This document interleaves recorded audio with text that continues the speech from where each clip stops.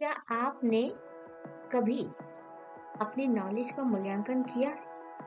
अगर नहीं किया है, तो आज इन 40 महत्वपूर्ण प्रश्नों के माध्यम से आप खुद अपनी नॉलेज का मूल्यांकन कर सकते हैं कि आपको 40 में से कितने प्रश्नों के उत्तर पहले से आते हैं।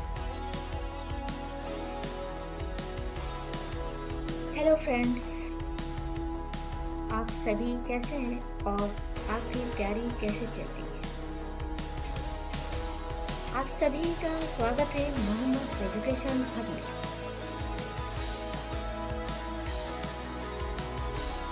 चलिए शुरू करते हैं आज का पहला प्रश्न। असेसमेंट का मुख्य उद्देश्य क्या है? उत्तर है स्टूडेंट को सीखने की प्रगति जानना। स्टूडेंट ने कितना सीखा है उसकी प्रोग्रेस को जानना असेसमेंट का मुख्य उद्देश्य है। दूसरा प्रश्न है रचनात्मक असेसमेंट कब किया जाता है? टीचिंग के समय। सही उत्तर है आपका। तीसरा प्रश्न है रचनात्मक असेसमेंट का मुख्य उद्देश्य क्या है? रचनात्मक असेसमेंट का मुख्य उद्देश्य है कि सीखने में सुधार करना, यही इसका मुख्य उद्देश्य। अगला प्रश्न समेटिव असेसमेंट कब किया जाता है? टीचिंग के एंड में। अब इसी से मिलता जुलता अगला प्रश्न है समेटिव असेसमेंट से क्या पता चलता है? इस असेसमेंट से ये पता चलता है कि स्टूडेंट ने कितना सीखा है। अगला प्रश्न है डायग्नोस्टिक असेसमेंट का उद्देश्य क्या है? तो इस असेसमेंट का उद्देश्य होता है सीखने में आने वाली जो कठिनाइयां होती हैं उसकी पहचान करना। अगला प्रश्न डायग्नोस्टिक असेसमेंट के बाद टीचर क्या करता है? डायग्नोस्टिक असेसमेंट के बाद टीचर उसका उपचार शिक्षण करता है। इसी से मिलता हुआ अगला प्रश्न है उपचारात्मक शिक्षण के उद्देश्य क्या है? उपचारात्मक शिक्षण के उद्देश्य सीखने की कमियों को दूर करना इसका सही उत्तर है। अगला प्रश्न है सीखने के लिए असेसमेंट का उद्देश्य क्या है? तो विद्यार्थियों के सीखने में सुधार करना। देखिए ये सारे क्वेश्चन जो है एक दूसरे से मिलते जुलते हैं। सारे इन क्वेश्चनों को बहुत ध्यान से समझने की जरूरत है। कंटिन्यूअस असेसमेंट का अर्थ क्या है? यानी निरंतर असेसमेंट का अर्थ क्या है? इसका अर्थ होता है कि लगातार समय पर असेसमेंट करते रहना। अगला प्रश्न है सीखने के रूप में असेसमेंट में स्टूडेंट क्या करता है? अपने सीखने पर स्टूडेंट स्वयं खुद विचार करता है। अगला प्रश्न क्लास में असेसमेंट का मुख्य उद्देश्य क्या होना चाहिए? जो क्लास में असेसमेंट का मुख्य उद्देश्य ये होना चाहिए कि शिक्षण और सीखने में सुधार, दोनों बातों में सुधार करना है, टीचिंग में भी और सीखने में भी सुधार। अगला प्रश्न है स्टूडेंट की सीखने की कठिनाई जानने के लिए कौन सा असेसमेंट उपयोगी है? इसका सही उत्तर है डायग्नोस्टिक असेसमेंट। इसको आप इस तरह से भी समझ सकते हैं कि जैसे कोई मरीज डॉक्टर के पास गया तो डॉक्टर पहले बीमारी का डायग्नोस्टिक करता है कि कौन सी बीमारी है, फिर उसका उपचार करता है। ये उसी प्रकार से टीचर पहले स्टूडेंट की सीखने की कठिनाइयों का डायग्नोस्टिक करता है, फिर उसे दूर करने के उपाय बताता है।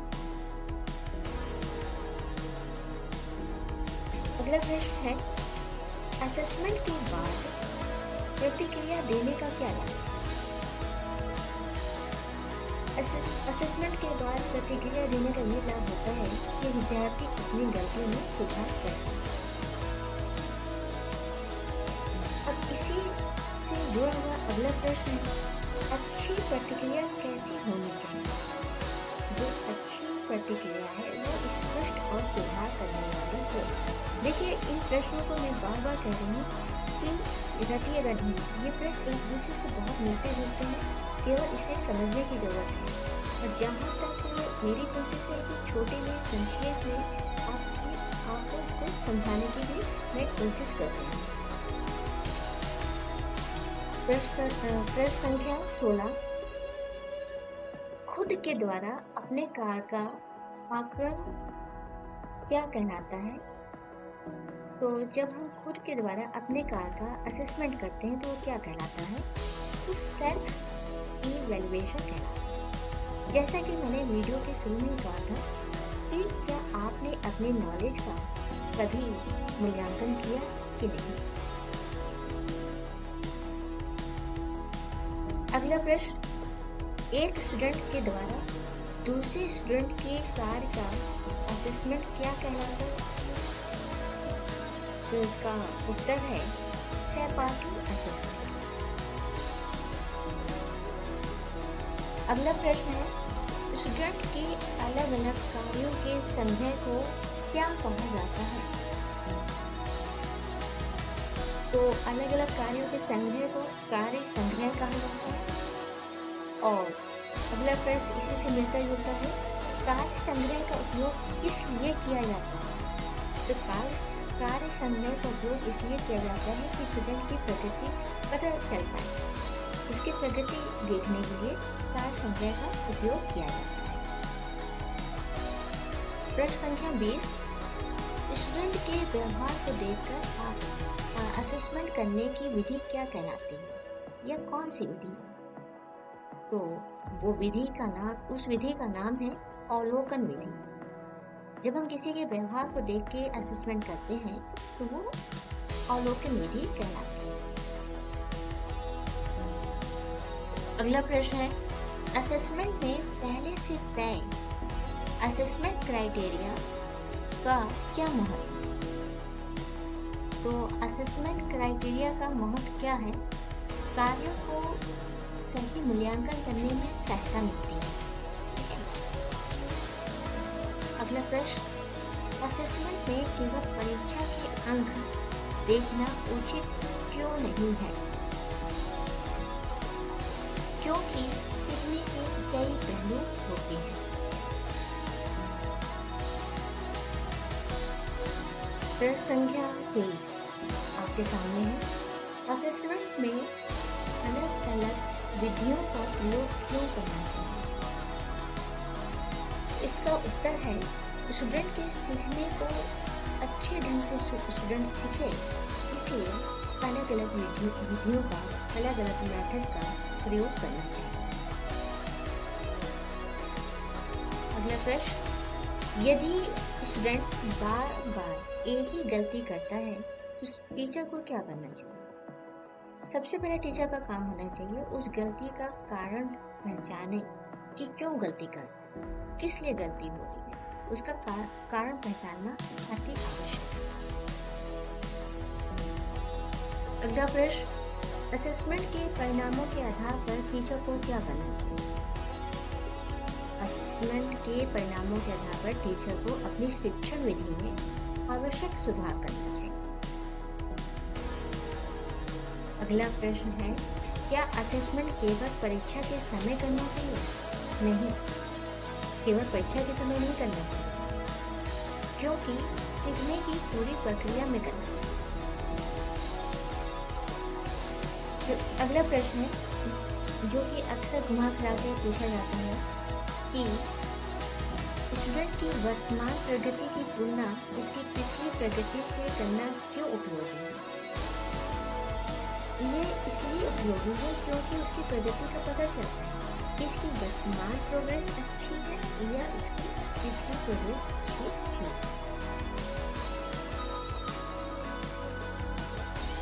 अगला प्रश्न, असेसमेंट से प्रश्न पूछने का मुख्य उद्देश्य क्या है? असेसमेंट में प्रश्न पूछने का मुख्य उद्देश्य क्या है? स्टूडेंट की समझ को जानना। पहली बात। अगला प्रश्न है, मूल्यांकन का संबंध किससे होता है?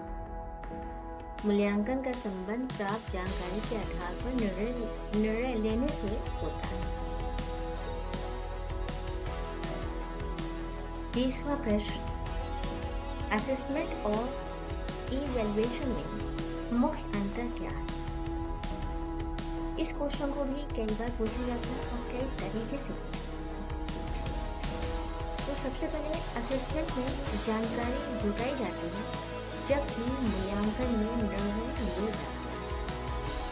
अगला प्रश्न, उपचारात्मक शिक्षण कब आवश्यक होता है? वो इसलिए आवश्यक होता है जब विद्यार्थी को सीखने में कठिनाई।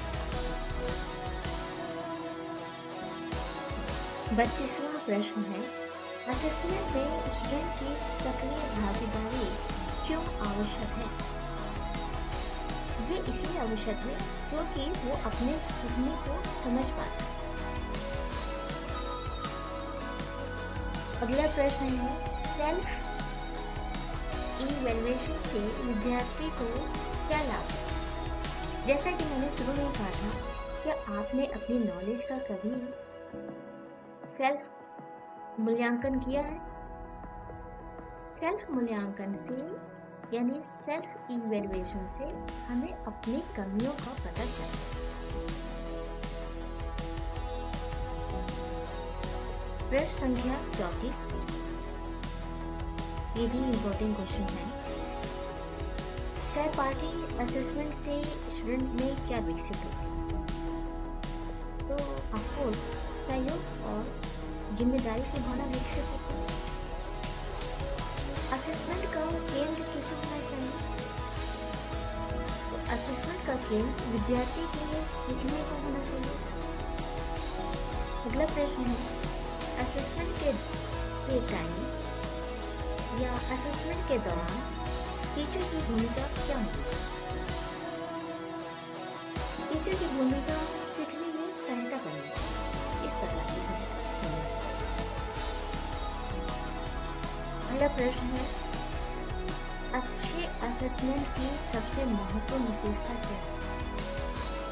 तो आपका उत्तर है, स्टूडेंट के सीखने में सुधार करें, यही अच्छे असेसमेंट की सबसे महत्वपूर्ण विशेषता है। प्रश्न संख्या 38, असेसमेंट के परिणामों का उपयोग किस लिए किया जाना चाहिए? आपका उत्तर है, आगे के शिक्षण की योजना बनाने की। प्रश्न संख्या 39, देखिए असेसमेंट और इवैल्यूएशन का फिर घुमा फिरा के प्रश्न पूछा गया है। असेसमेंट और इवैल्यूएशन का अंतिम उद्देश्य क्या होना चाहिए? तो अंतिम उद्देश्य जो चाहे वो असेसमेंट का हो या इवैल्यूएशन का हो, हमेशा अंतिम उद्देश्य होता है कि स्टूडेंट के सीखने में सुधार करें।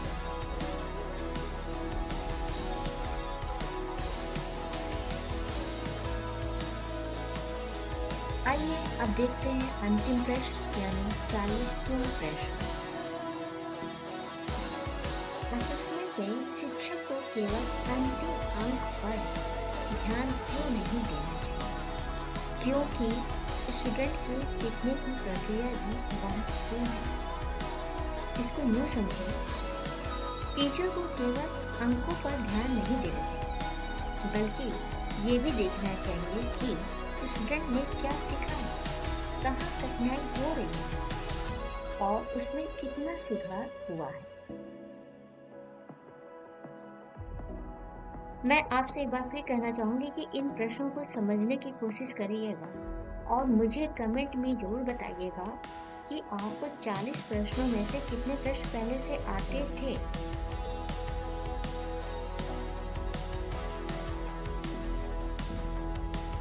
अगर वीडियो अच्छा लगा हो तो मुझे सपोर्ट जरूर करें।